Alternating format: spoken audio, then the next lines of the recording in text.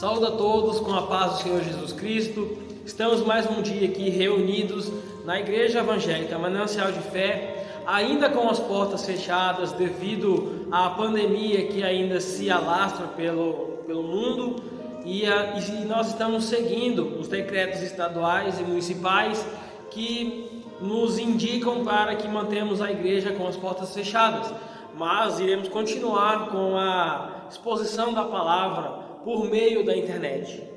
Os irmãos abram as vossas Bíblias na carta de Paulo aos Filipenses, capítulo 4, versículo 1 ao 9, onde Paulo vai dizer: de modo, meus irmãos, amados e muito saudosos, minha alegria e coroa, sim, amados, permanecei deste modo, firmes no Senhor. Rogo a Evódia, rogo a Síntique, que pensem concordemente no Senhor. A ti, fiel companheiro de jugo, também peço que auxilies, pois juntas se esforçaram comigo no Evangelho. Também com Clemente e com os demais cooperadores meus, cujos nomes se encontram no livro da vida. Alegrai-vos sempre no Senhor. Outra vez digo, alegrai-vos. Seja a vossa moderação conhecida de todos os homens. Perto está do Senhor. Não andeis ansiosos de coisa alguma, em tudo, porém, sejam conhecidas diante de Deus as vossas petições, pela oração, pela súplica, com ações de graça. E a paz de Deus, que excede todo entendimento, guardará o vosso coração e a vossa mente em Cristo Jesus. Finalmente, irmãos, tudo que é verdadeiro, tudo que é respeitável, tudo que é justo, tudo que é puro, tudo que é amável, tudo que é de boa fama, se alguma virtude há e se algum louvor existe, seja isso que o ocupe o vosso pensamento. O que também aprendestes e recebestes e ouvistes e vistes em mim, isso praticai, e o Deus da paz será convosco. Irmãos, Paulo vem trazer esta mensagem enquanto ele estava preso na cidade de Roma, aguardando o julgamento. E lá ele recebe a visita de um companheiro de missão chamado Epáfras. E lá Epáfras, ele representa as vontades, os interesses da igreja de Filipos. E ele trazia consigo algumas coisas que estavam acontecendo na igreja, algumas informações para que Paulo soubesse e o aconselhassem a resolver esses problemas que traziam consigo. Portanto, essa carta é como se fosse um recibo da parte de Paulo, de que ele recebeu as informações e que ele é grato por aquilo que os irmãos têm compartilhado com ele. Com isso, Paulo aproveita para instruir a igreja sobre alguns assuntos na qual Epáfras o apresentaram. E uma dessas questões era acerca de como enfrentar a angústia, a ansiedade, a aflição. Na época, os cristãos também tinham problemas parecidos com os nossos, como eu disse, a ansiedade, a angústia, a aflição, problemas que nós hoje sofremos com muita intensidade, mas também eles sofriam com isso. E pior, havia um agravante na situação dos crentes da época. Os crentes eram perseguidos, eram humilhados, eram assediados pelas autoridades e por aqueles que não concordavam com a mensagem de Cristo. Portanto, a busca em se ter paz, ela marca os cristãos do primeiro século. Praticamente todos os livros do Novo Testamento, trazem mensagens para os crentes nesse sentido. O sentido de como ter a paz, como vencer a ansiedade, como ter descanso no Senhor. No capítulo 4, Paulo vai estar concluindo a sua carta, e aqui ele vem trazer algumas orientações práticas para que possamos aplicá-las no nosso dia a dia. Paulo vem pedir a unidade entre as duas irmãs que não tinham afinidade entre si, aqui no versículo 2, na qual elas não se bicavam ou elas não tinham amizade entre si, duas irmãs. Paulo também ele faz um apelo para que elas pensem concordemente no Senhor, para que elas vivam em união, para que elas tenham amizade, para que em Cristo, no Senhor, elas progridam na fé. Ele também traz uma mensagem para Epáfras, para que ele ajude, para que ele auxilie aquelas irmãs a andarem juntas, a permanecerem juntas em Cristo. No versículo 4, Paulo, ele pede para que os irmãos sejam sempre alegres. Ele enfatiza, sejais sempre alegres. Ele repete isso 2 vezes no versículo. No versículo 5, Paulo ele vem pedir aos irmãos que vivam em moderação, sem exageros, que vivam com simplicidade. E a partir do versículo 6, Paulo ele vem trazer 3 orientações em como não viver em ansiedade, na qual nós iremos adentrar agora. Mas quais são essas 3 orientações que ele traz a nós como crente? Primeiro, orar. No versículo 6 e versículo 7. Nesses versículos, ele proíbe expressamente que os irmãos vivam ou que eles vivessem em ansiedade. A ansiedade em si, ela não é um pecado. O ato de estar ansioso em uma certa circunstância não caracteriza um pecado. Entretanto, o viver ansioso a todo momento com ansiedade, ela caracteriza um pecado, porque você vai tomar decisões precipitadas, vai cometer atos que não poderiam cometer. E existem pessoas, sim, existem pessoas que possuem uma natureza ansiosa, mas para isso existem orientações médicas, orientações psicológicas, que vão ajudar a essas pessoas a combater essa ansiedade, com auxílio de remédios, terapias. Existem essas pessoas, e pelo fato de ser da natureza dela, ela por si mesma não consegue combater, então não seria pecado para essas pessoas. Entretanto, boa parte das pessoas, da população em si, a ansiedade, o viver ansioso tem um lado espiritual, seja ela por falta de confiança em Deus, por falta de descansar em Deus. Então, o viver ansioso, ele é uma consequência espiritual da nossa falta de confiança, portanto, pecado viver dessa forma. Então, Paulo, ele quando proíbe os crentes de viverem ansiosos, ele está dando uma ordem como autoridade, porque a igreja em sua época o tratava como autoridade, porque ele era um apóstolo, e o apóstolo é quem dava as doutrinas àquela época. Hoje não mais, só que quando as doutrinas estavam sendo formadas, eram os apóstolos quem postulavam essas doutrinas. E assim, quando ele diz que os irmãos não vivam ansiosos, se nós desobedecemos a essa doutrina, consequentemente, estamos em pecado. E viver ansioso, além de ser ruim, também é péssimo viver ao lado de quem é ansioso. Por quê? Porque pessoas ansiosas, elas ficam irritadas com facilidade, elas são um pavio curto, elas são pessoas explosivas, elas vivem abatidas, elas dizem coisas que não convêm, que não devem ser ditas, elas tomam decisões precipitadas, decisões erradas, e além dela sofrer por viver ansiosa, ela faz com que as pessoas que vivam ao redor dela também sofram por causa do viver ansioso. Portanto, a orientação bíblica é expressamente dizer: não vivam ansiosos. E não há nenhuma justificativa para que vivamos em ansiedade, em uma vida de ansiedade. Se a razão do viver ansioso é espiritual, não existe nenhuma justificativa que dá base para vivermos assim. Mas então, o que devemos fazer para não vivermos ansiosos? Vejamos o versículo 6.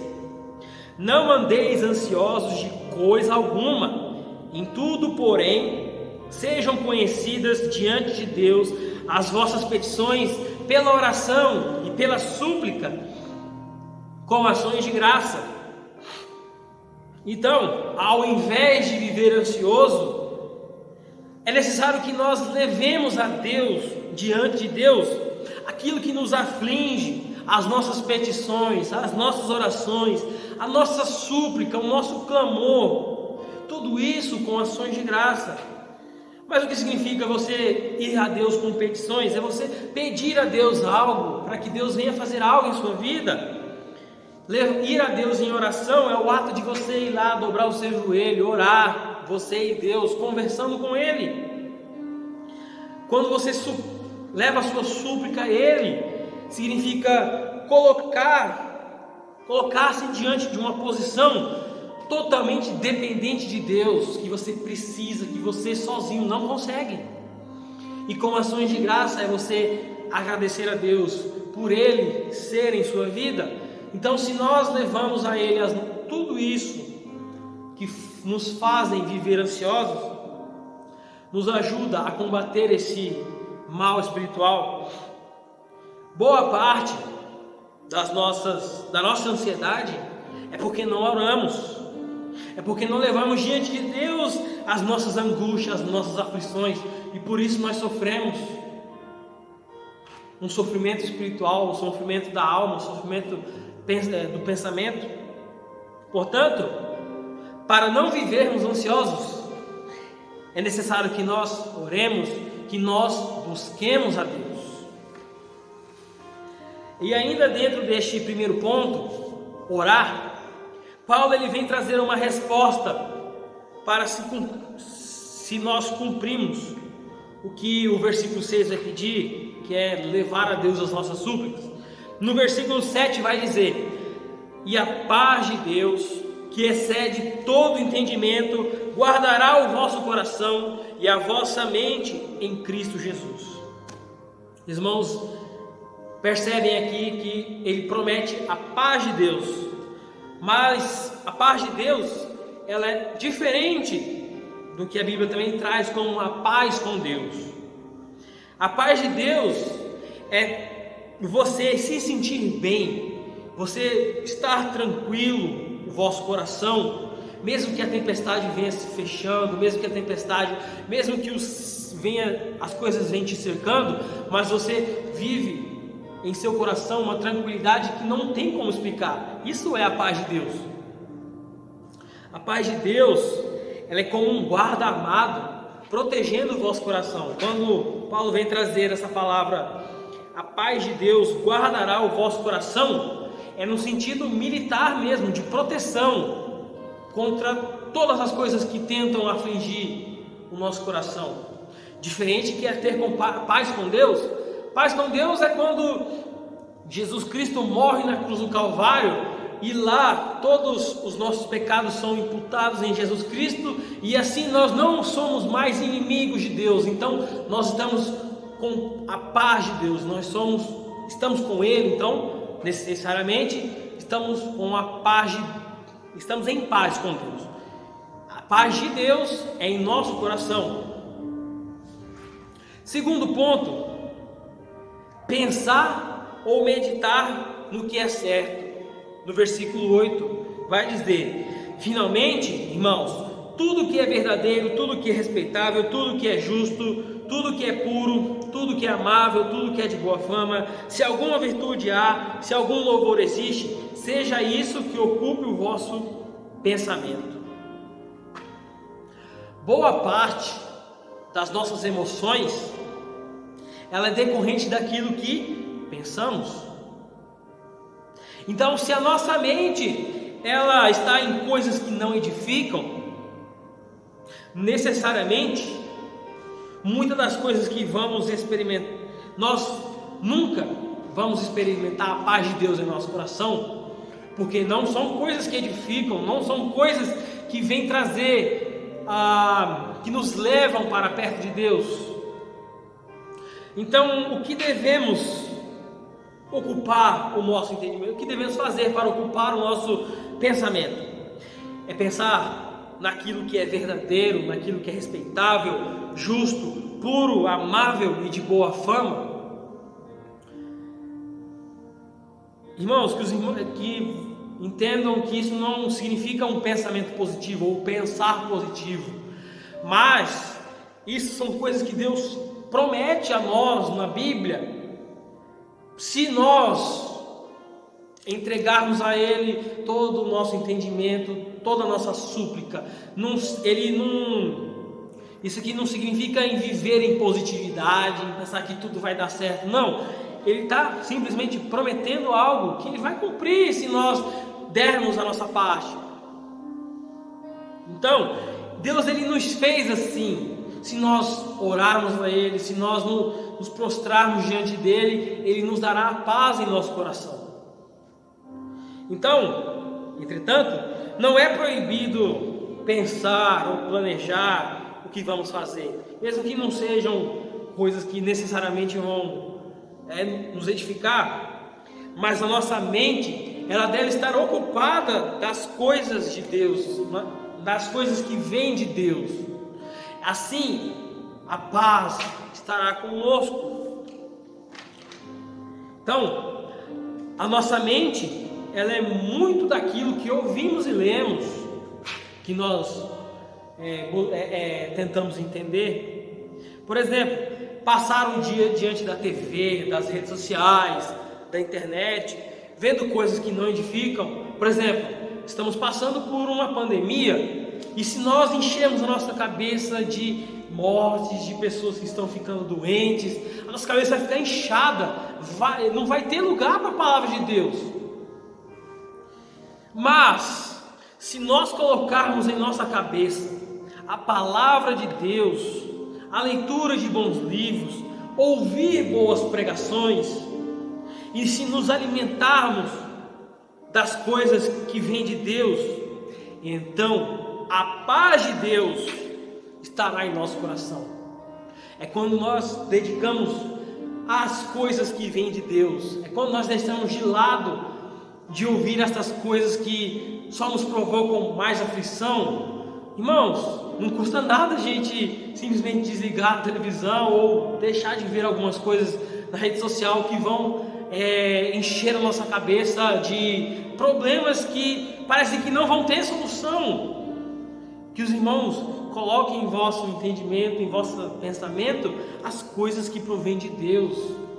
Ouvir pregações de pastores, de mestres que ensinam a palavra de Deus, ouvirem bons cânticos que prestam louvor a Deus, ler alguns livros, passar um tempo com a família.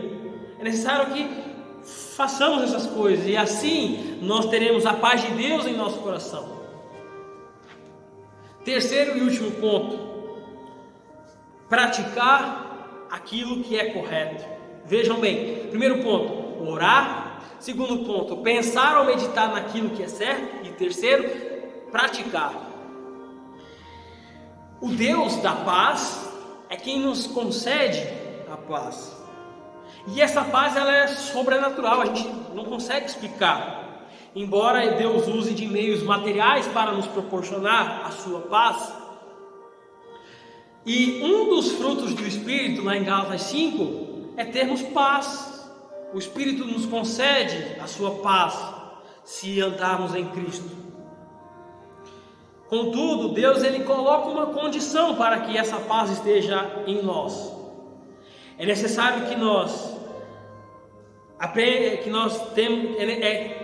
precisamos aprender a receber, a ouvir o que a palavra de Deus nos dá, e assim a praticarmos.